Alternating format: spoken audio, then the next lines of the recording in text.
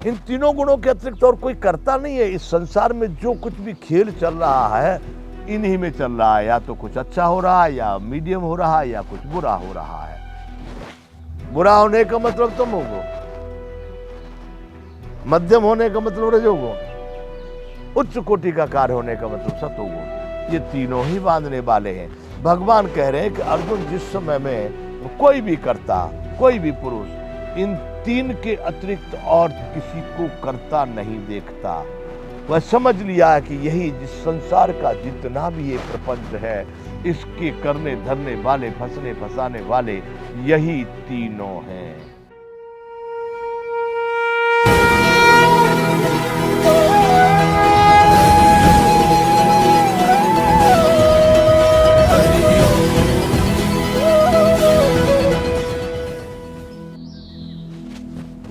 जय विश्ववंतु संपूर्ण गीता ज्ञान।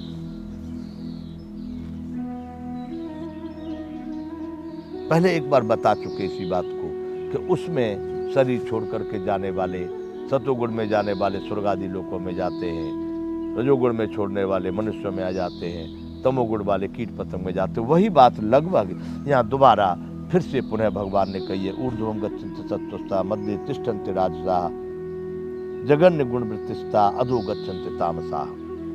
सत्गुण में स्थित पुरुष स्वर्ग आदि उच्च लोकों को प्राप्त होते हैं। ठीक यही बात उसमें भी कही थी पहले। रजोगुण में स्थित राजस पुरुष मध्य में अर्थात मनुष्य लोक में ही रहते हैं। जो लोग रजोगुण में शरीर को छोड़ गए, गच्छन्ति, ऊर्ध्वं गच्छन्ति मतलब जाते हैं,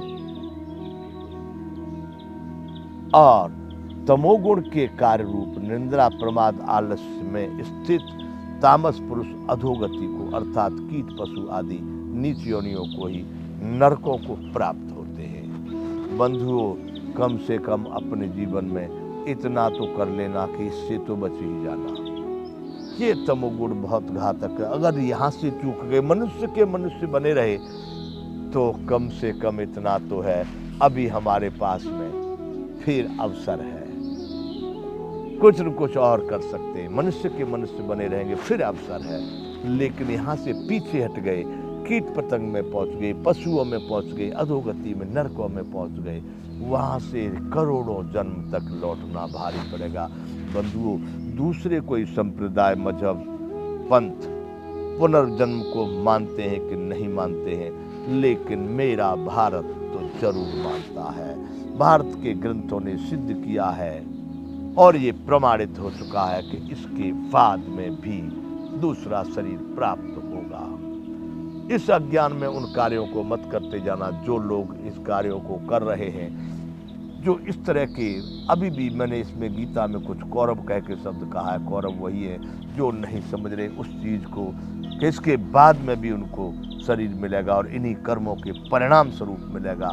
फिर क्या होगा? ये क्षणभंगुर जीवन में उल्टे सीधे कार्य करके आप जाएंगे कहाँ? तो बंधुओं, कम से कम इस तमोगुण से जरूर बचना।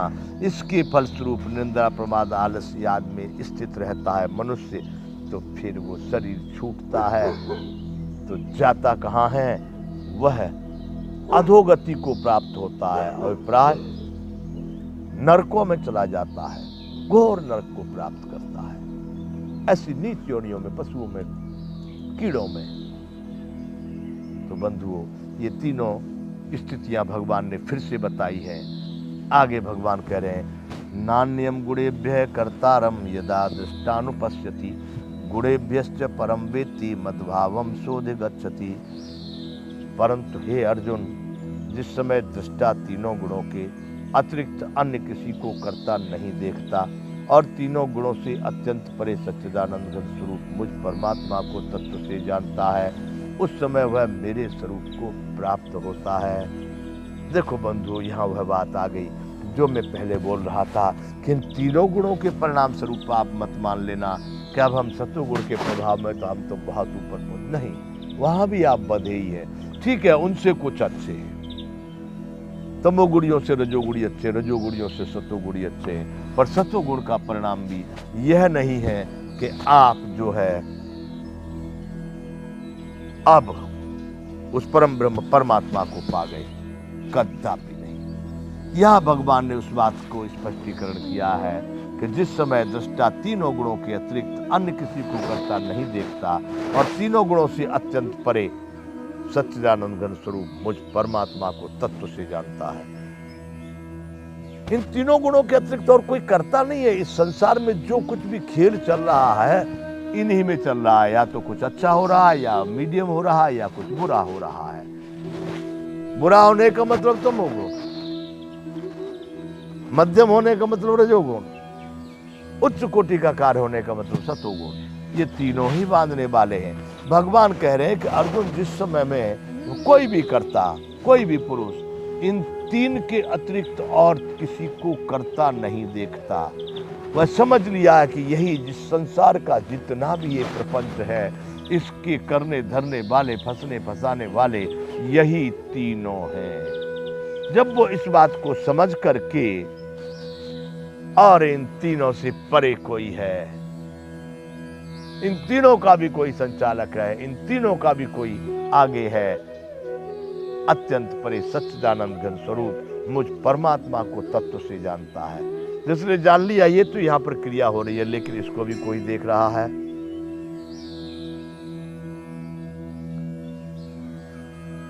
आपके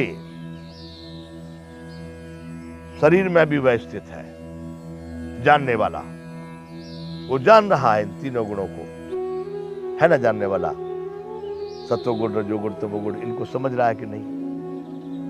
वही उस सच्चिदानंद घन परम ब्रह्म परमात्मा का शाश्वत और सनातन स्वरूप है, आत्मा। भगवान कह रहे हैं कि इन तीनों गुणों से परे ये तीनों ही इस संसार के सारे संचालक हैं। इसमें यही हेतु है, इस प्रपंच में यही हेतु है। इनसे अति परे सच्चिदानंद घन स्वरूप मुझ परमात्मा को तत्व से जानता है। उस समय वह मेरे स्वरूप को प्राप्त होता है। रजोगुण में रजोगुण को प्राप्त हुआ, तमोगुण में तमोगुण को प्राप्त हुआ, सतोगुण में सतोगुण को प्राप्त हुआ, लेकिन इन तीनों से अलग हट गया। ये तो अपने अपने कार्य कर रहे हैं। न कोई हर्ष है, न कोई विषाद है, न कोई कर्म है, न कोई प्रवृत्ति है, कोई निवृत्ति है। जो हो रहा है उस परमात्मा के माध्यम से संपूर्ण सृष्टि में जो चल रहा है वो चल रहा है। इन तीनों से परे उस परम ब्रह्म परमात्मा, उसी का स्वरूप, वो दूर जाने की आवश्यकता नहीं है। बंधुओं, अपने इस पिंड रूप प्रयोगशाला में ही समझ लेना कि वह भी यहाँ पर है और इन तीनों से परे है। जब कोई व्यक्ति उसको समझ लेता है तो भगवान कह रहे हैं वह मेरे स्वरूप को प्राप्त होता है, अर्थात वह परमात्मा के स्वरूप में स्थित हो जाता है, उसमें प्रवेश कर जाता है। गुणानेतानतीत्य त्रीन्द्रे ही देह समुद्भवान जन्म मृत्यु जरा दुख विमुक्तो मृतमस्नते। अब भगवान ने कहा, यह पुरुष शरीर की उत्पत्ति के कारण रूप इन तीनों गुणों को उल्लंघन करके जन्म मृत्यु वृद्धावस्था और सब प्रकार के दुखों से मुक्त हुआ परमानंद को प्राप्त होता है। क्या कहा भगवान ने? शरीर की उत्पत्ति के कारण रूप इन तीनों गुणों को उल्लंघन करके इस संसार में जो भी भूत प्राणी पैदा हो रहे हैं, जो भी कुछ चेतन सत्ता आपको या जड़ चेतन जो भी दिखाई दे रहा है, ये इन तीनों गुणों के ही कारण हैं। यहां पर विशेषतः मनुष्य के लिए कह रहे हैं, मनुष्य के शरीर के लिए कह रहे हैं कि जो मानव शरीर जो प्राप्त होते हैं उसके उत्पत्ति के कारण ये तीनों ही गुण हैं। और इन तीनों गुणों को उल्लंघन करके जन्म मृत्यु और वृद्धावस्था और सब प्रकार के दुखों से मुक्त हो जाता है। जो इन तीनों से समझ लिया और बच गया, इनमें पड़ा ही नहीं, इन तीनों से मुक्त हो गया। जब वो इन तीनों से मुक्त कोई पुरुष होता है तो जन्म और मृत्यु, वृद्धावस्था और सभी प्रकार के दुखों से मुक्त हो जाता है। फिर वह संसार के इस पुनरपि जन्मम पुनरपि मरणम वाले माया जाल में नहीं पड़ता, अभिप्राय वह संसार चक्र में फिर नहीं घूमता। इन तीनों गुणों के, ये सभी शरीरों के उत्पत्ति के कारण ये तीनों गुण हैं। और इन तीनों गुणों को उसने बाईकाट कर दिया। इन तीनों गुणों को खत्म कर दिया, नष्ट कर दिया, इनमें पड़ा ही नहीं, वह व्यक्ति उस परम ब्रह्म परमात्मा को प्राप्त हो जाता है। न उसको इस संसार में दुख भोगना होता है, न ही जन्म मृत्यु के चक्कर में पड़ता है, यहाँ तक कि वह बुढ़ा भी नहीं होता, उसको वृद्धावस्था भी नहीं दबाती है और जन्म मृत्यु से भी मुक्त हो जाता है और वैसा व्यक्ति उस परम ब्रह्म परमात्मा को पा लेता है। बंधुओं, यहाँ पर विराम करेंगे। यह गुरु त्रिबृहत् त्रय विभाग योग आगे भी चालू रहेगा। जय विश्व